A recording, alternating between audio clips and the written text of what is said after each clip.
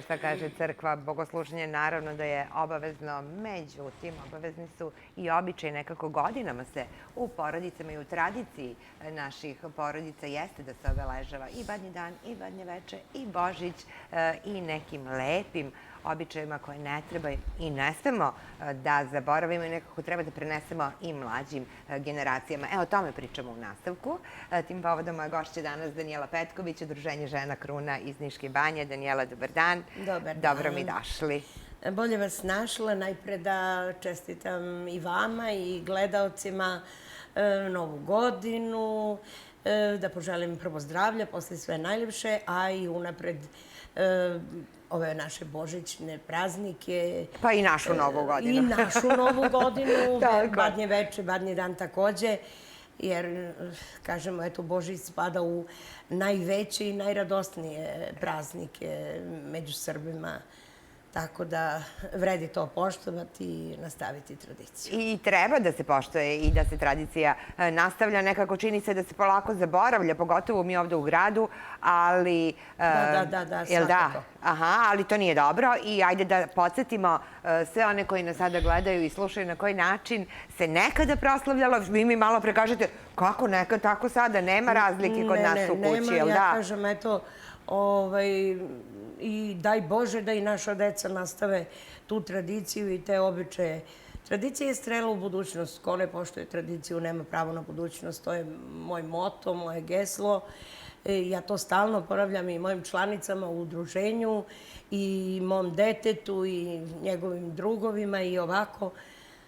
Zaista trebamo poštovati naše korene. Jeste. Pričali smo, eto, o tom nekom zlom vremenu koje je potisnulo i našu hrišćansku veru i naše praznike i bile su zabranjene slave i bilo je zabranjeno i obeležavanje i Božića i Uskrsa i krišom se to radilo.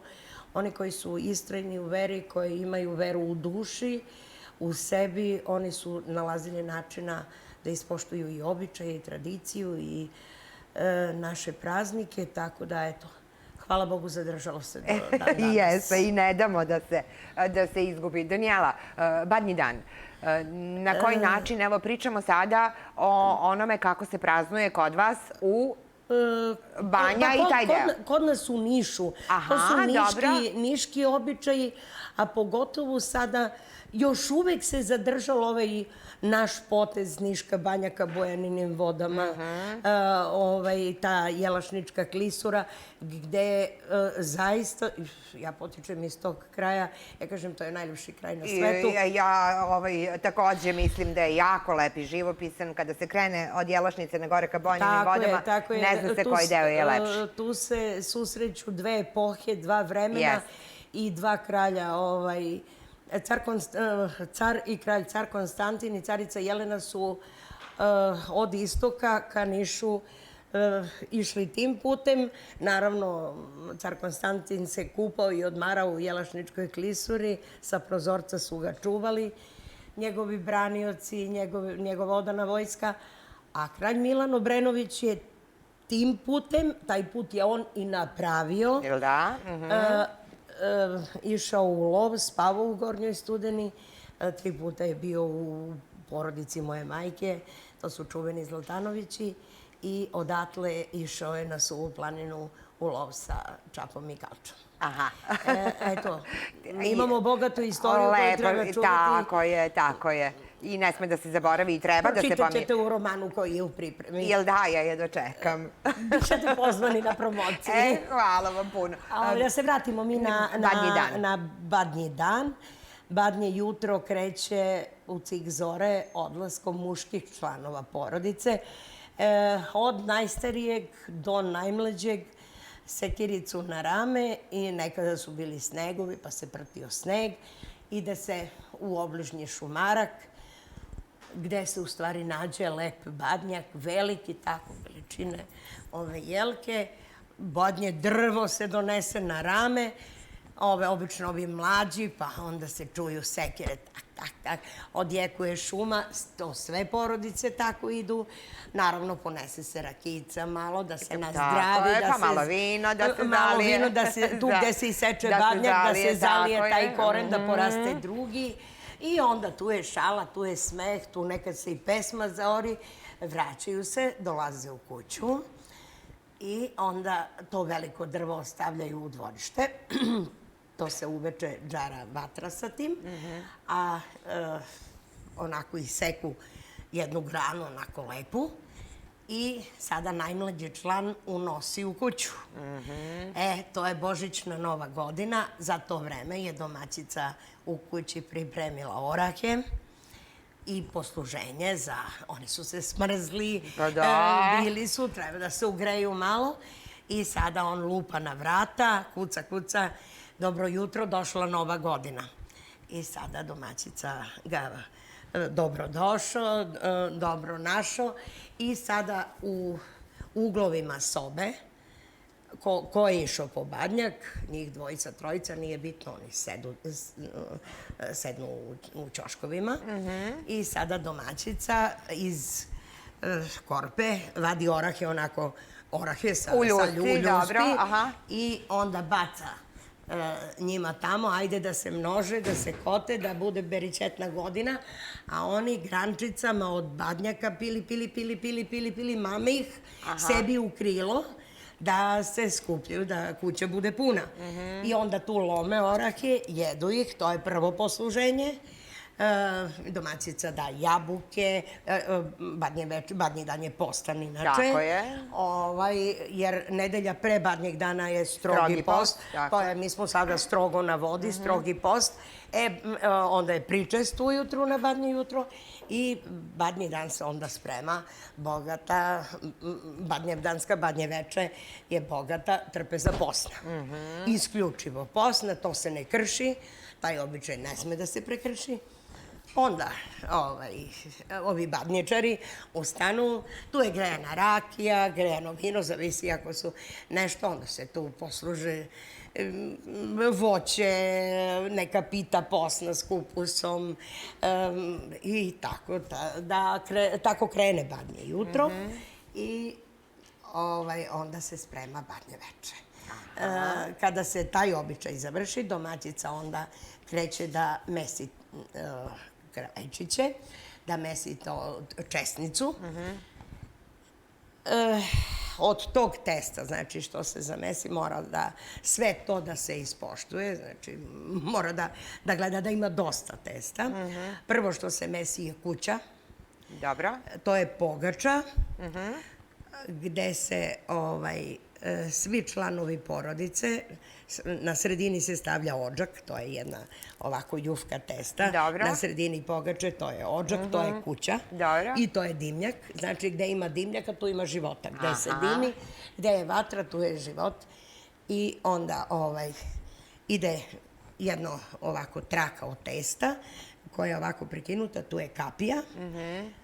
Preko puta kapije koliko ima članova domaćinstva, toliko ovako jufkica testa, znači da svi budu živi i zdravi.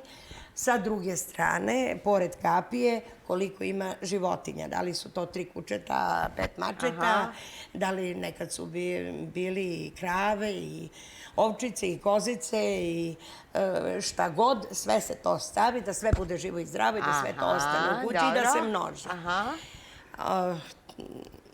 Kuća se stavi, se posebno peče, a u drugoj tepsi 2 topuza da brane kuću.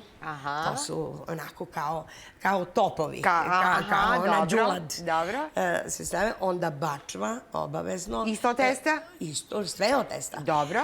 Bačva koja ima onako kao čep, jer mi smo poznat kraj po vinogradima, da ide vinova loza napred, da se burići pune, sve kad je puno i beričetno, onda je bogata porodica, tu je život.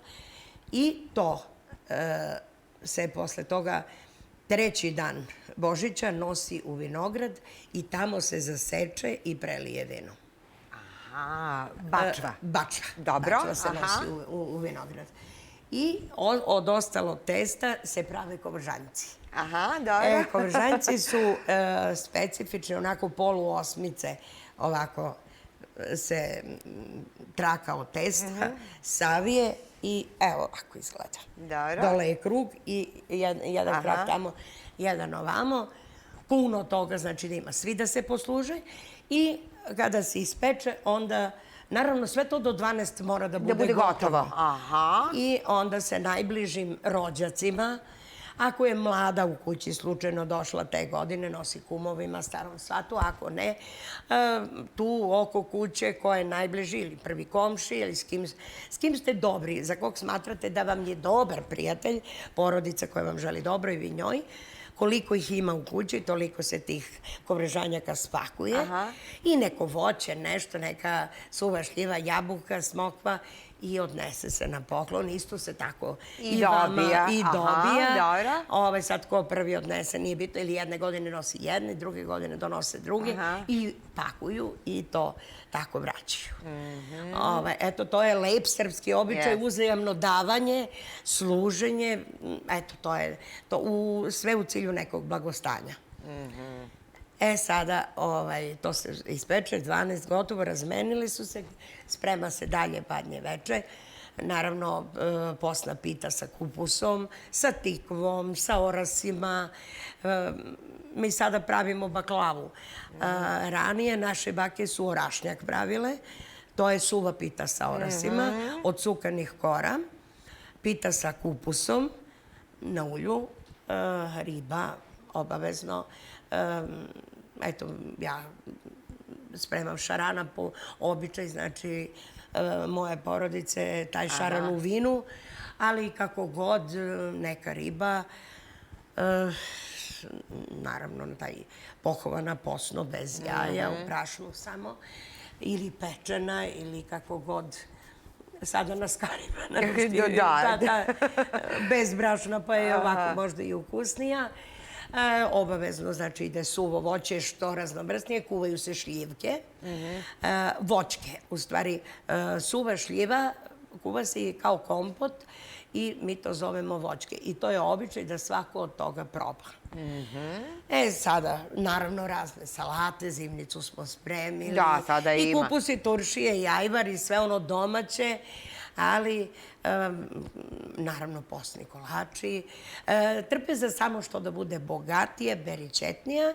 Kada sve to bude spremno, domaćin donosi slamu, stavlja je na pod, raširi je, domaćica stavlja stolnjak i postavlja tanjire.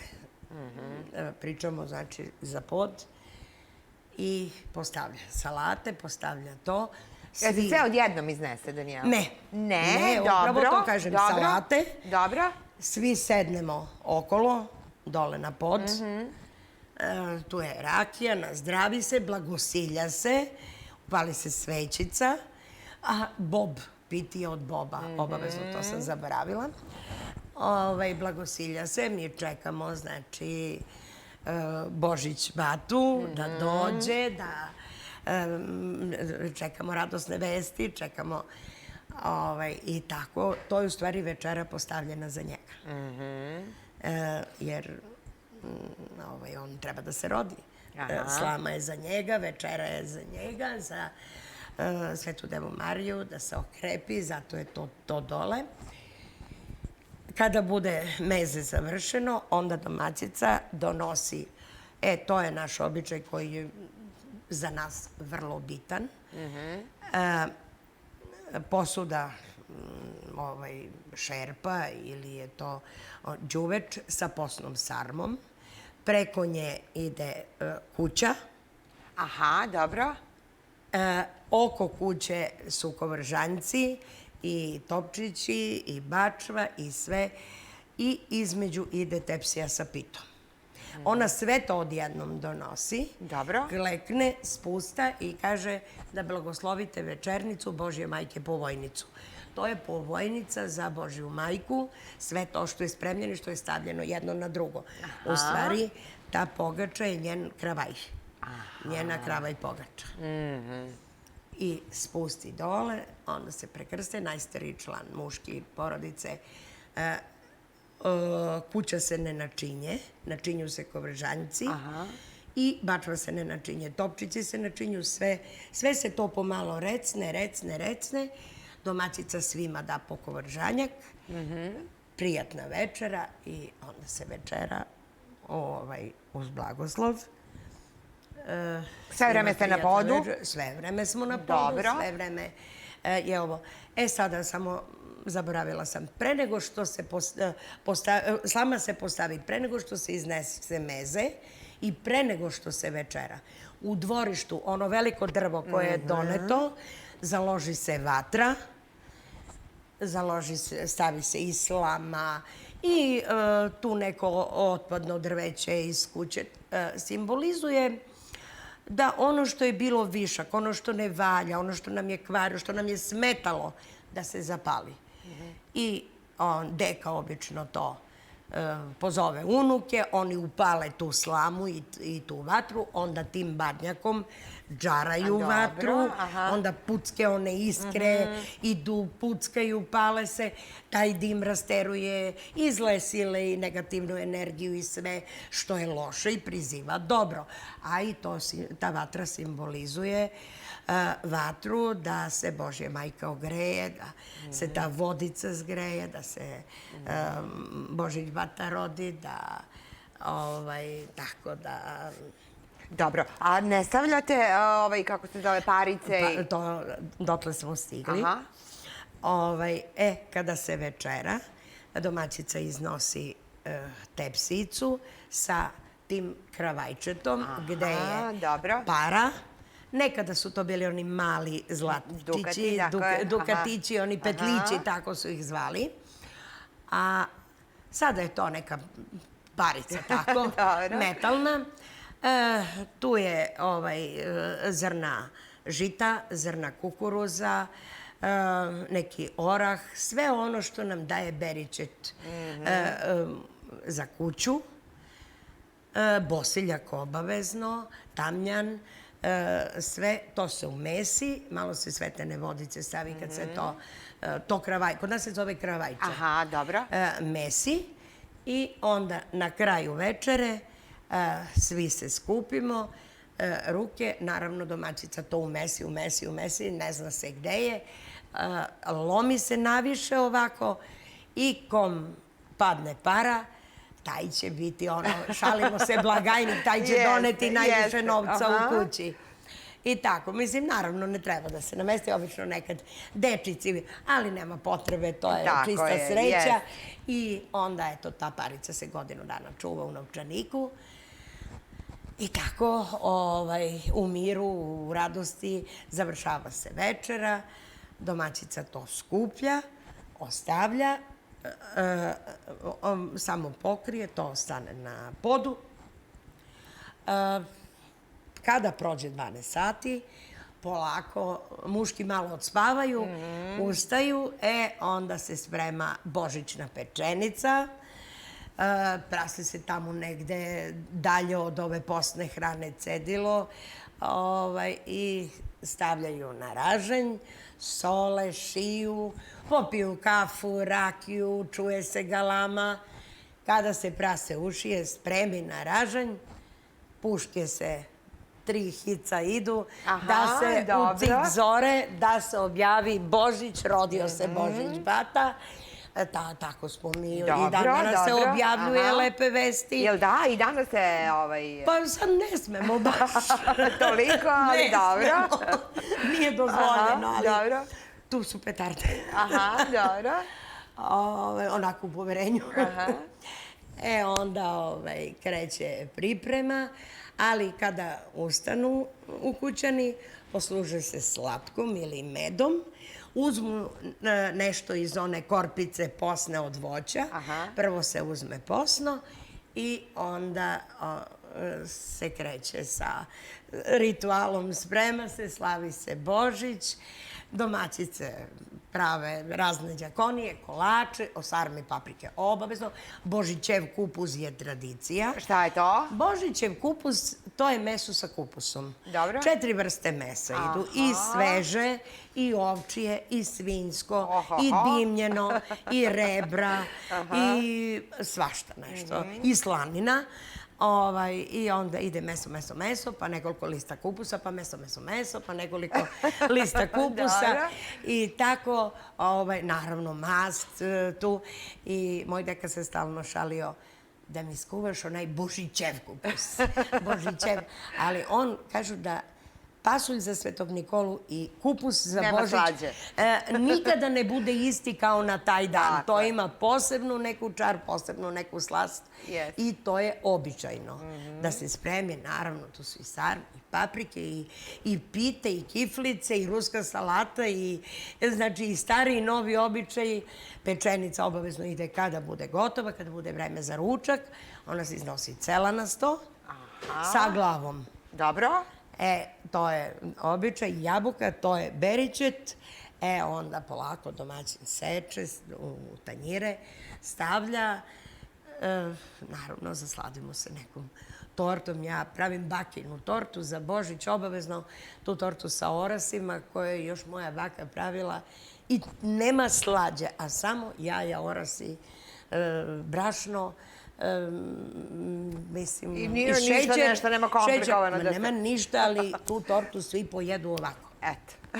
Ali, eto, to je tradicija. Prvog dana je običaj da se ne ide nigde. Dobro. To je porodični ručak, porodično se slavi. Drugi dan i treći dan Božića su rezervisani za goste, za kumove, za drage ljude, da se ode, da dođu, da se popričaju. Tada se ne radi, znači ne radi se nikakvi teški poslovi, ne radi se ništa. S tim što slama stoji ispod stola. Ona slama koja je stajala za Badnje veče. Za Božić sedite za stolom, ili tako? Naravno. Za Božić sedimo za stolom, ali je slama ispod stola. Dobro. Tek trećeg dana ujutru slama se izbacuje, dotle se ne čisti kuća. Mislim, ta soba se ne čisti. Počisti se, skupi se slama, odnese se ispod voćke, zapali se, da se odime voćke, da se održi, da bude rodna godina, da ima voća, da sve to, jer to je već Sveti Stevan. Sve ima simboliku, tako je. Treći dan Božića, sve ima simboliku, izbaci se đubre, počisti se kuće i tog dana se malo gostimo. I to je to. I tako svi, je li tako, gore kod vas? Trebalo bi tako. Dobro, pa kod vas u Studeni? Da. Studena, Jelačnica, Čukenik, Niška banja, 80%. Da. Dobro, mi smo malo ovde u gradu modifikovali zbog, nemamo dvorišta pa nemamo ovo, ali u principu veći deo tih običaja se praktikuje i ovde kod nas. Jako je važno da se to ne zaboravi. Kažete, bit će to u mojoj knjizi?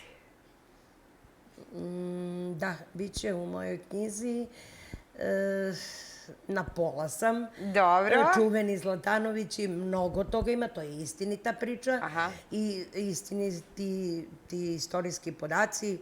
Ta kuća gde je kralj Milan Obrenović spavao, još uvek postoji ta drvena kapija u centru Gornje Studene, još uvek